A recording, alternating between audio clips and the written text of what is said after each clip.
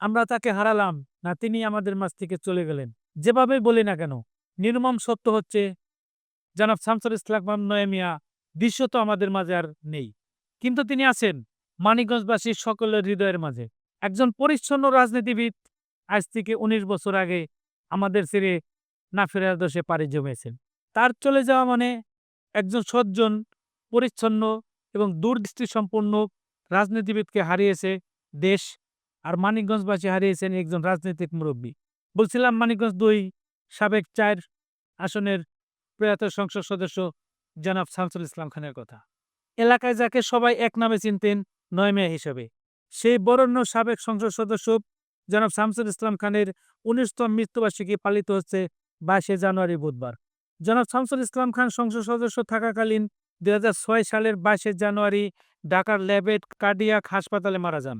জনাব শামসুল ইসলাম খান নয় মেয়া ১৯৩০ সালে মানিকগঞ্জ জেলার সিংগার থানার চারিগ্রাম ইউনিয়নের সম্ভ্রান্ত মুসলিম পরিবারের খান পরিবারে জন্মগ্রহণ করেন। তার পিতার নাম শাহাদাত আলী খান। শাহাদাত আলী খানের ছিলেন ৮ সন্তান। ৪ ভাইয়ের মধ্যে সবার ছোট ছিলেন শামসুল ইসলাম খান। তিনি ঢাকা কলেজিয়েট স্কুল থেকে এসএসসি এবং কলকাতার প্রেসিডেন্সি কলেজ থেকে গ্র্যাজুয়েশন করেন। এরপর থেকে তিনি তার পিতার জুট ব্যবসায় মনোনিবেশ করেন। ঢাকা, কলকাতায় শামসুল ইসলাম খান সমান্তালে জুট ও কেমিক্যাল মার্কেট সহ বিভিন্ন শোরুমের ব্যবসা পরিচালনা করতেন। পূর্ব পাকিস্তান থেকে পশ্চিম পাকিস্তান এবং দেশভাগের পর বাংলাদেশ থেকে ৩ জনের একজন পাট রপ্তানিকারক হিসেবে ছিলেন শামসুল ইসলাম খানের নাম। পাশাপাশি তিনি বিভিন্ন কেমিক্যালের ব্যবসাও করেছেন। শামসুল ইসলাম খান ব্যবসার পাশাপাশি তার এলাকার জনগণের সেবা করার জন্য তিনি রাজনীতি শুরু করেন। শামসুল ইসলাম খান ১৯৪৯ সালে মাওলানা আব্দুল হামিদ খান ভাসানী প্রতিষ্ঠিত আওয়ামী মুসলিম লীগে যোগদান করেন। ১৯৮২ সালে তিনি বাংলাদেশ জাতীয়তাবাদী দলে যোগ দেন এবং ১৯৯১ সালের ২৭শে ফেব্রুয়ারি পঞ্চম জাতীয় সংসদ নির্বাচনে তিনি প্রথমবারের মতো বাংলাদেশ জাতীয়তাবাদী দল বিএনপি থেকে মানিকগঞ্জ ২ সাবেক ৪ সিংগার এবং সদর উপজেলার পুটাইল, ভাড়ারিয়া, হাটিপাড়া আসন থেকে ধানের শীষ প্রতীক নিয়ে নির্বাচন করে জয়লাভ করেন। তার সাথে নির্বাচন করেন এরশাদ সরকারের শিক্ষা উপমন্ত্রী গোলাম সরোয়ার মিলন লাঙ্গল প্রতীক নিয়ে। অ্যাডভোকেট ফজলুল হক খান কুলেঘর মার্কার মধ্যে তাদের ত্রিমুখী নির্বাচন অনুষ্ঠিত হয়। সেই নির্বাচনে টানা ২ বারের এমপি গোলাম সরোয়ার মিলনকে তৃতীয়, অ্যাডভোকেট ফজলুল হক খান কুলেঘর মার্কায় দ্বিতীয় এবং প্রথমবারের মতো সংসদ সদস্য নির্বাচন ধানের শীষ প্রতীক নিয়ে শামসুল ইসলাম খান। প্রায় ১০,০০০ ভোটের বেশি ব্যবধানে তিনি ফজলুল হক খানকে পরাজিত করেন এবং বেগম খালেদা জিয়া সরকারের মন্ত্রী পরিষদের প্রথম শিল্পমন্ত্রী হিসেবে শপথ গ্রহণ করেন।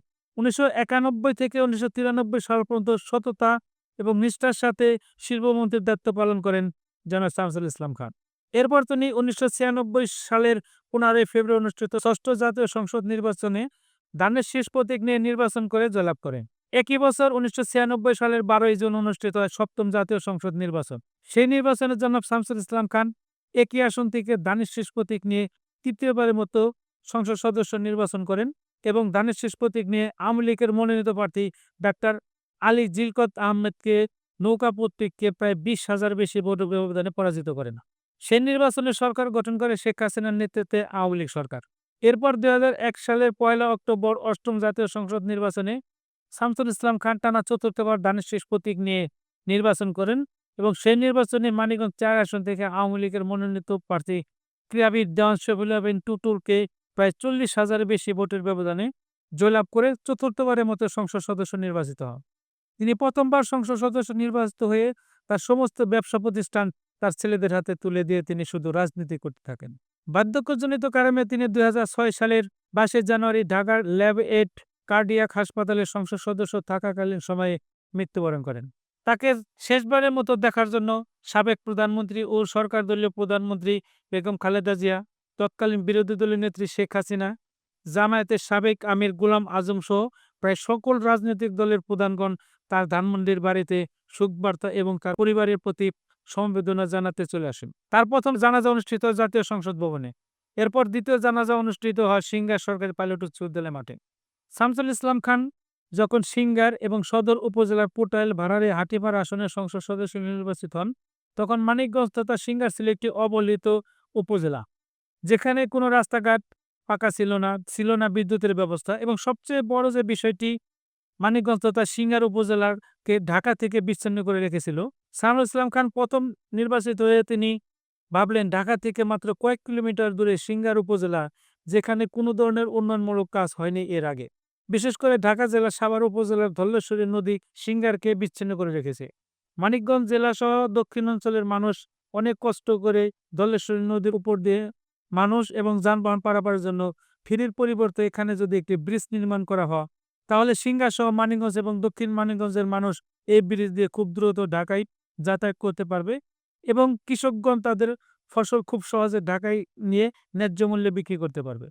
সে লক্ষ্যে তিনি কাজ শুরু করেন ধলেশ্বরী নদীর উপর, আজ যেটা শহীদ রফিক সেতু হিসেবে পরিচিত, সেই শহীদ রফিক সেতুর কাজ শুরু করে ২০০৬ সালে যা আনুষ্ঠানিকভাবে উদ্বোধন করা হয়। যার রাজনীতিতে কোনো হিংসা প্রতিহিংসা নেই। তার নির্বাচনী এলাকায় বিরোধী দলের সকল নেতাকর্মীরা সরকার দলের নেতাকর্মীদের সাথে একসাথে বসে গল্প আড্ডা করেছেন। তার কাছে তার দলের বিএনপি, যুবদল, ছাত্রদল সকল সহযোগী অঙ্গ সংগঠন নেতাকর্মীরা অন্যায় দাবি নিয়ে তার কাছে গিয়ে দাঁড়াতে সাহস পায়নি। তিনি ছিলেন প্রায় সকল দলের কাছে একজন গ্রহণযোগ্য এমপি বা নেতা। প্রায় ১৫ বছর টানা মানিকগঞ্জ ৪ আসনের সংসদ সদস্য নির্বাচিত হয়েও বিরোধী দলের কোনো নেতাকর্মীদের রাজনীতি, হয়রানিমূলক মামলা বা অন্য কোনো ধরনের হয়রানি করেননি। বরং তার নিজ দলের নেতাকর্মীরা যদি অন্যায় দাবি নিয়ে তার কাছে যেতেন, তাহলে তিনি তাদেরকে কঠোর হাতে দমন করতেন। এজন্য তিনি তার নির্বাচনী এলাকায় সবার কাছে একজন আদর্শবান এমপি হিসেবে পরিচিতি লাভ করেন। আর তার সাথে সাথে কপাল খুলতে থাকে সিংগার তথা পুরো জেলাবাসীর। তিনি প্রথমবার সংসদ সদস্য নির্বাচিত হয়ে সিংগার, পোটাল, বারারিয়া এবং হাটিপাড়া সহ মোট ১৪টি ইউনিয়নের আনাচে কানাচে পল্লী বিদ্যুতের লাইন দেওয়ার ব্যবস্থা করেন এবং তা বাস্তবায়ন করেন।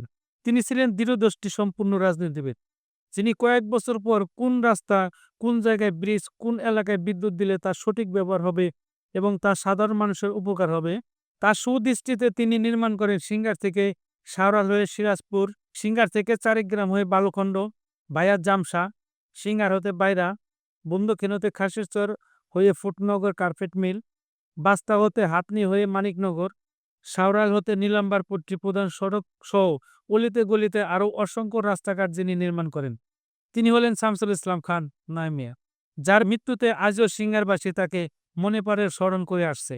শামসুল ইসলাম খানের পরিবারের আরও করুণ কাহিনী যদি আপনাদের একটু বলি। ১৯৮৮ সালের দেশে ভয়াবহ বন্যা হয়।